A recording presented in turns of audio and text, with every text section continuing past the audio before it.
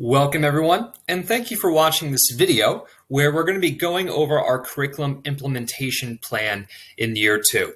This video is a reminder of the final strategic plan that was presented in June, and it's going to be a great introduction to new faculty in terms of what our curricular goal is for this year. So for returning faculty, you may want to skim this video because it's merely going to be a reminder of the information we've been communicating throughout the latter half of last year. So let's get started. So within our curriculum, we use a philosophy called understanding by design. It was developed by Wiggins and McTighe. It is a common curricular philosophy that schools have adopted. And the reason is that the understanding by design philosophy is not prescriptive. The understanding by design philosophy is a way to think about how we design our curriculum for our students that empowers them and helps them learn as much as they can in the shortest amount of time. So there are 3 things that UBD does. First off, it establishes the why. We want to make sure our students know why they're coming into class, what the goals are for them each day. Because when students can be empowered with the end goals, then they can take ownership over their own learning. They can develop that self-reflection and metacognition that's going to help them in all of their classes and throughout life. Also, UBD makes experiences sticky.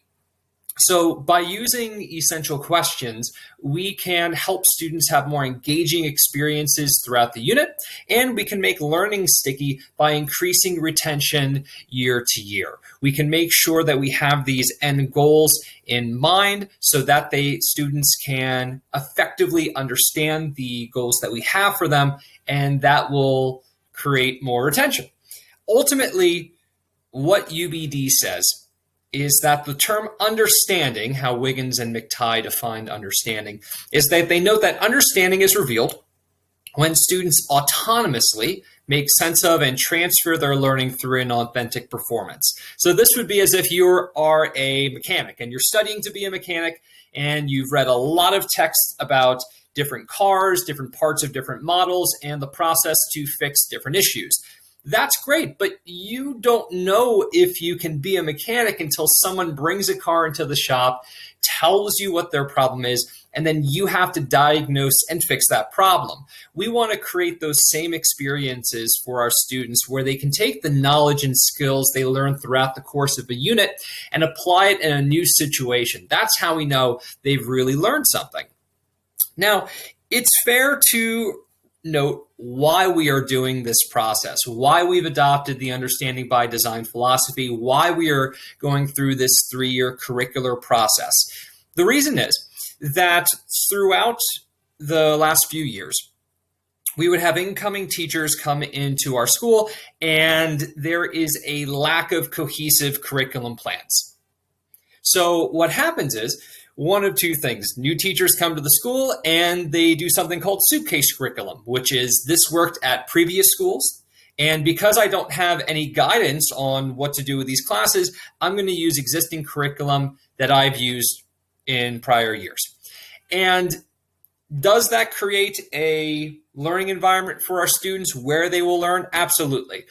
But what happens is when a teacher leaves the school, they take that curriculum with them. And what we have is a situation where there's not consistency year to year. There's not a vision of how we scaffold classes, outcomes, and goals year to year so that our students can learn as much as they can. And so that we have a consistent profile of graduates. So what this creates is a cycle of survival. People come in, we spend a year just trying to survive and have something for our curriculum. In the second year, we try to refine that existing curriculum, and we don't even begin to examine the curriculum that we have and try to have a cohesive goal to improve it for all of our students until maybe year 3 or 4.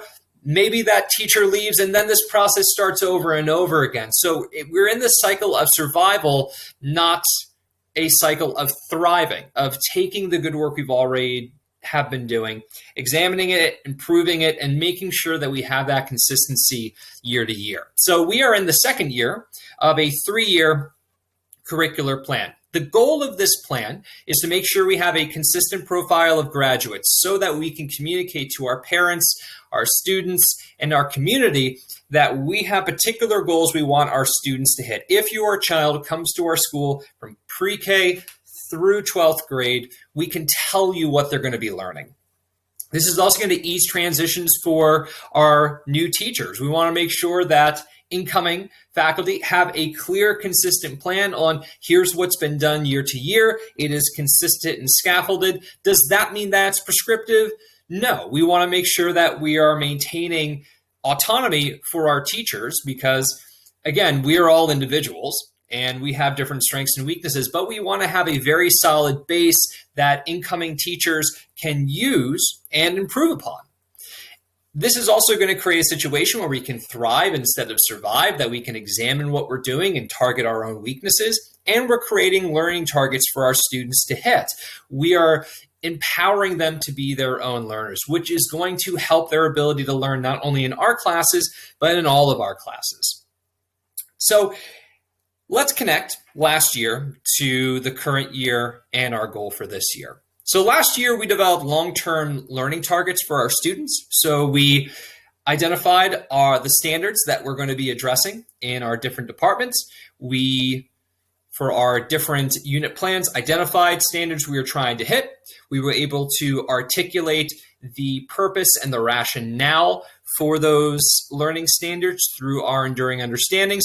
And we were able to ask recurring big picture questions through our essential questions. We also noted the essential knowledge and skills that students will be learning year to year in our units. This was a process where we could identify what is our end goals.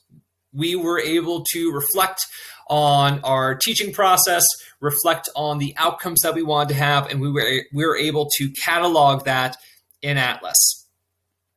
But that was a very abstract year for us.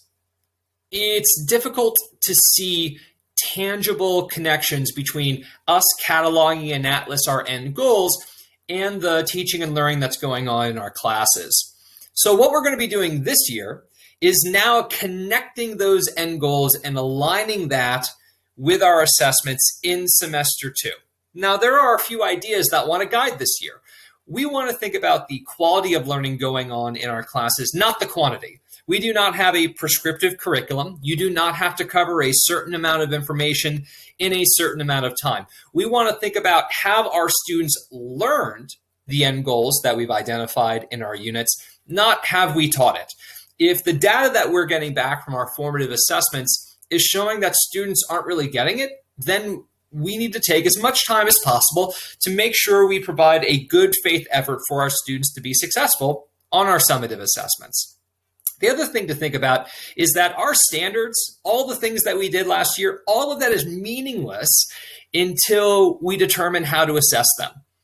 That's because assessment sets the bar for rigor. I can have a standard that says that students need to analyze the themes of a text over the course of a novel, but if I don't have an assessment that identifies what success looks like, then all of that work in terms of long-term goals is meaningless.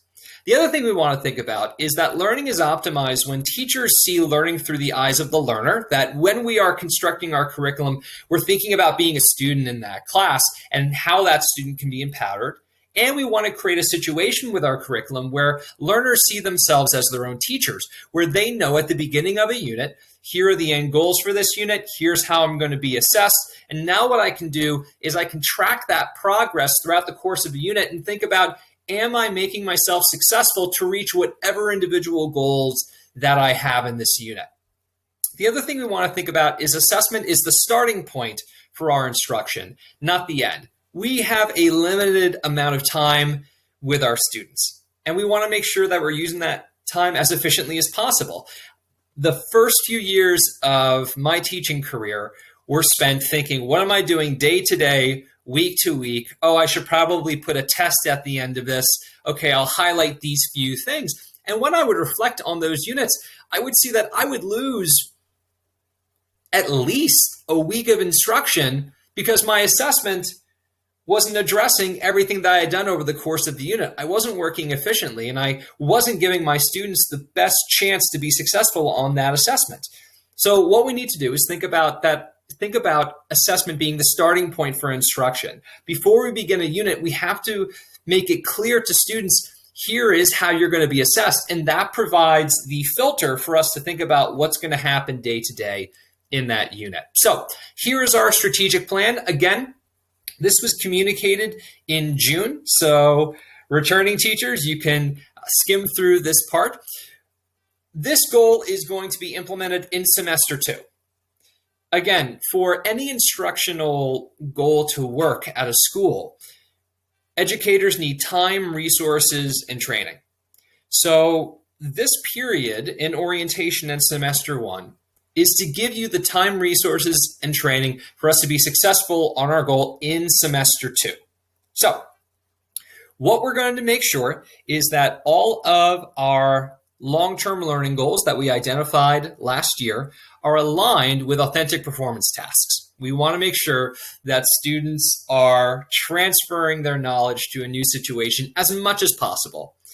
What that means is that core classes, so math, science, ELA, social studies, and makerspace should align with the identified standards of Common Core, Aero, and NGSS.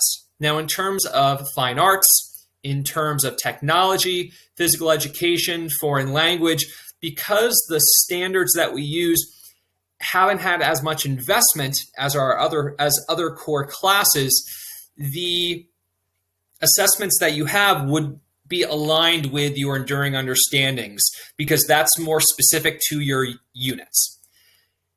All semester 2 assessments will use either proficiency or standards-based grading tools. I'm not saying proficiency or standards-based rubrics because sometimes a rubric is not the most effective tool to assess a standard or an end goal. And I say proficiency or standards-based grading tools because, again, our core classes and makerspace classes will use our identified standards and our other classes will use proficiency-based grading tools. Now, ideally, we want to make sure that these are introduced at the beginning of a unit, that students know at the beginning of a unit, here is the grading tool that you will be used to assess your learning on our summative assessments. Now, we want to introduce that at the beginning of a unit, or especially in terms of classes where students can get very cookie cutter and say, what do you want? I'm just going to spit that back out to you. And that restricts the amount of originality and insight and creativity that we want our students to develop. Sometimes it's better to introduce those grading tools after the first formative assessment so that they can have a good faith effort where they're not just thinking about spitting back a cookie cutter response. Also, students should be introduced to the standards of a unit and the performance task at the beginning of the unit. So before we start a unit of instruction, we want students to know here are the end goals that we have for you, and here is how those end goals are going to be assessed. We want to make sure that we are not concealing our assessments. When we conceal our assessments and we start a unit and we don't let students know how they're going to be assessed at the end, that would be as if we brought a group of hikers together and we said, okay, there's a mountain range, climb a mountain, but they don't know which one that is because depending on the terrain, depending on the elevation, depending on the slope, you're going to be thinking about different challenges. You might take different equipment. This would be as if we're asking runners to run a race without any information. Maybe we have some runners who you're going to run a sprint, you're going to run a marathon. Depending on the situation, these runners are going to use different techniques. So we want to make sure we're not concealing our assessments. That's why we introduce these at the beginning of a unit. And also, as each unit is concluding, we want to make sure that we are collecting exemplars of our assessments so that the following year, we can not only say, here are the end goals, here is how those end goals are going to be assessed, but also here's what various levels of success looks like. Now, some of us already have these exemplars, and this is great. But if you don't have that, you're making a new unit, it's going to be it would be beneficial to collect those examples at the end to be beneficial for next year. Now, the last thing I want to say in this video is to reiterate what is the point of all this? Why are we going through this process? And that's because everything that we did last year, identifying our standards, our enduring understandings, our essential questions, our knowledge and skills, all of that is meaningless. Everything we did last year is meaningless if we don't align them with our assessments, because that sets the bar for rigor. That describes what success looks like on those identified standards.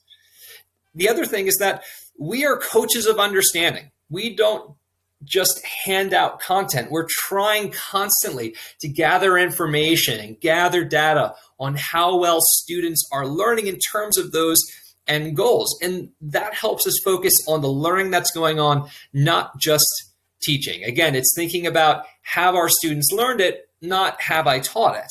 We want to, again, think about assessment being the starting point for instruction, not the end, because what this is going to do, and this is the main goal of this process, we want to make sure we are empowering our students to take ownership over their own learning. We want to develop the metacognitive self-reflection and ownership that is going to make our students not just successful in our own classes, but is going to give them the tools and the critical thinking skills to help them be successful with whatever they do after they leave us. Again, if I wasn't clear on something, if you have any questions, please feel free to reach out. Again, my goal is to equip you with whatever you need to be successful in terms of our learning process. So please reach out. Thank you for watching this video. Have a great day.